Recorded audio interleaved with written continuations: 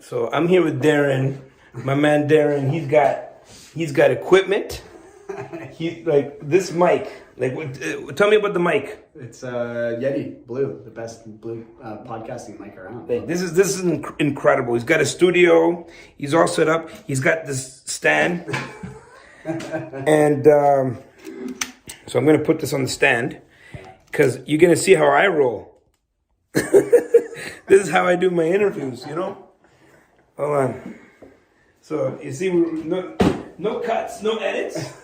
Oh, you gotta come over here. I'm gonna come over there. All right, let's do it. You got your Gear. gear. Sit down. Look at this camera, guys. He's got cameras. Cameras on cameras. And then I just throw on my iPhone. It's perfect. And we'll just quickly do a little interview for my YouTube channel, which is not as sophisticated, but we'll put this here so it looks like we're doing something. No, but honestly, congratulations. Oh, thank you. This is incredible. Your podcast studio. What was the vision? I think the vision was mostly just like, I think that I wanted to be able to educate people in a really succinct way, and just that was the external part of it. Mm-hmm. The internal part of it was I wanted to be able to learn from others, and being a host of a podcast or a YouTube channel or anything like that, you get to ask all the questions that you want to ask. And people take your call. Of course, when you're like, hey, I want to give you a platform to talk to the people, they will answer that phone call. Whereas if you're like, hey, can I pick your brain for a minute? People are like, I got really busy. So it was twofold. It was like, I wanted to be able to educate people, but I wanted to be able to get the answers to some of the questions that I had from experts in the industry. And so what's the vision for this room? Well, this will eventually grow into something even bigger. I think I'd love to have a studio where I can have a podcast studio. Like sound. Yeah, exactly. Yeah. And then get my YouTube channel like sort of proper space and neon. Yeah. Have you seen Jazz? Oh yeah. I was inspired. It's great. Like those guys are like. I'm still gonna do my camera. No, this is like this is the thing. Like it doesn't really matter in a lot of ways. Like I think if you want to add production value, it's great, but ultimately the content is what's going to drive people. Absolutely. So I think that if you're talking about amazing things and you have great guests and you have insights that people can take away from that, the background, the gear, all the stuff doesn't really matter so much. So if someone is looking to create content on YouTube, and by no means I'm saying to anyone that's watching this, that's going to be watching this, that you should do it like me. Yeah. I think I get away with things that other people can't get away with. But what are the first things that someone should do if they wanted to? Is it getting the mic? Like, what do you suggest? Honestly, I would start small. I would be like, get a good microphone. Like, so if you're gonna record on your phone, you can get a little microphone that clips in, or get something that attaches to you. Because audio is actually bigger than video, right? People will pay attention if the audio is good. But I think people have, the biggest thing about people stopping them from doing a thought leadership platform or starting any kind of thing like that is they have imposter syndrome. They're like, oh, I don't have. They're afraid of judgment. Yeah. And it doesn't, what I always say to people, I'm like, it doesn't matter because you are where you are right now. And there's always somebody that's going to be coming up, and learning from you. And they're just a few months or maybe a few years behind where you were. So just be authentic. Share your experience of where you are now. And it's okay to say, I don't know the answer to this question, or I don't know this. I'm going to find that out. But, just turn on the camera and start documenting your life. Gary Vee always says, document, don't create. Yeah. Right? Just document what you're doing in a day. And you might be thinking this is the most boring crap ever, but somebody's going to find it fascinating if you're focused on the quality of the content, right? So it's like, get over yourself, just do it. Don't invest a ton into your gear right away. And then once you get a bit of a following, and the good thing is when you first start, no one's watching anyway.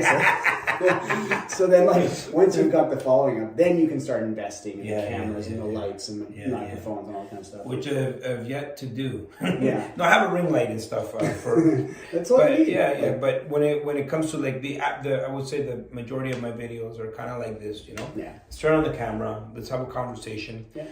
So tell us about this mic. What do we have to do to get this mic? You don't need much. You can just order it on Amazon. It's a nice little microphone. Yeah. But there's so many. It looks. You know what? When you have feels good. It's like it's heavy, right? It's nice. Yeah, like you can hurt someone with it. Like you guys, But this is what I'm not interviewing people. I do interview a lot of people on my channel, but it's kind of like impromptu. Yeah. But if you're gonna take this seriously and you want to have good quality guests, you gotta have good quality gear. For sure. Right? You gotta level up on the gear. Yeah. I mean, I don't think anybody would come and fly to come and do a podcast with me. No. You want it to sound good, especially with podcast. Yeah. Sound and lighting. Yeah.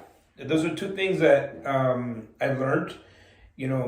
Especially doing a lot of the content for a lot of my educational stuff. Like we have like really good lighting. We have and I'm just really people that are following my channel. There is things I invest money into, and But what's your favorite video that I've ever done? Yeah. Oh, my favorite video. I mean, I know what you want me to say. You want me to say I wasn't even going there, but yeah, you could say it. Our podcast together was the highest, the most viewed video on your channel, and we just did one which is gonna outdo that one. Yeah. I know it's no longer the most viewed, but this is why I'm here. Yeah, I think some of my favorite stuff is some of my early stuff actually, because I look back on it now and I'm like, oh my gosh, it was funny. Like my first video, I think I shot in Cabo San Lucas when I was there. I set up my ring light. It took me so long to set it all up and get the perfect thing. And then it's funny because it's not a very good quality video. The content is good, but it's one of my most watched videos. It's basically how I got started in real estate, right? So it kind of goes back to that thing that I was talking about. It's like, it doesn't have to be the most amazing thing, but just talk about your experience, talk about what you're doing, and people will gravitate towards it. But yeah, I mean, I did a video on underpinning, and it's my most viewed video on YouTube. Wow. But it's because think about YouTube is people search, right? How do I ...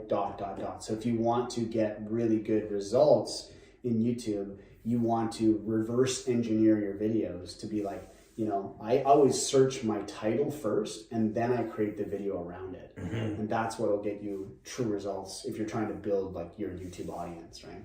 Whereas TikTok, it's like, just be a goof.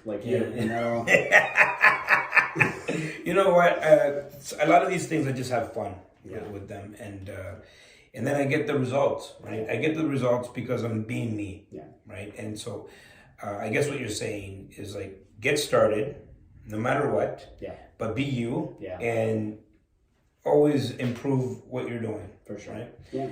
And take what you're because it's no different than real estate. Follow the data. Yeah. Right. You're gonna see which things are resonating with people. Right. What topics are resonating with people, and then double down on it. Right. Well, I've had people look at my back end on my YouTube channel, and no one can explain it. They're like the retention of my views are not in the thousands. But the views that I do get, people watch the full video. They stay for a very long time, and that's actually one of the key indicators for YouTube. YouTube is now they want you to first click on the video, and then they want you to stay on it. And if you have those two things, your stuff will get pushed. For sure. Yeah, nice. Well, you know what? For my people that don't know you yet, how can they find you? What's the YouTube channel? How do they find you? And super simple. Darren Varos. That's my YouTube channel. Just go find. If you want to know about underpinning, you've got a really good video about underpinning. But what are the subject matters that you cover? I mean, we just did a podcast here. My big three are financial freedom, rental properties, everything to do with rental properties, and then construction, because that's what I do. So. All right. You see, this is not going to be edited. I'm going to get up and say bye-bye.